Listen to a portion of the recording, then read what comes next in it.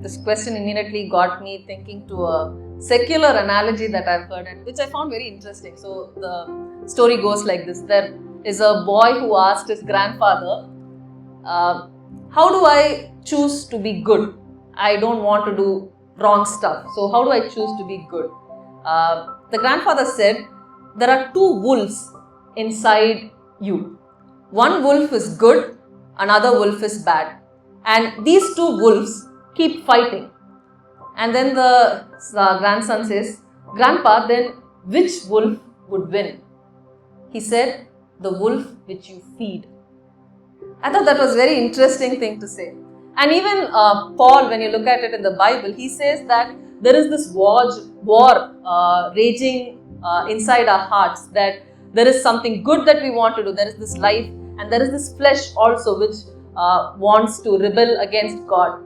And it's the same question, which will win? The one which you feed. So if we feed ourselves with constant brain rot content, I think that's how they call it, right? So YouTube Reels and Insta Reels, and if that is the content that we consume, that's the aspect that we are feeding.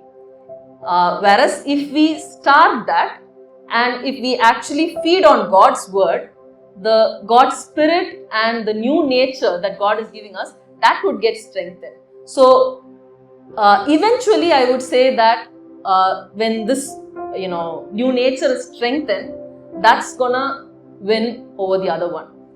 I want to say something.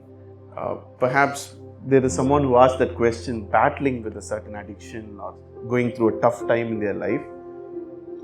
One thing to think about is, what have you changed from time to time? Are you trying the same thing again and again, expecting things to just miraculously change?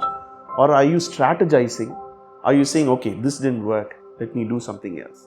Are you being creative in your ways of how you choose life? I think that's something to ponder and think.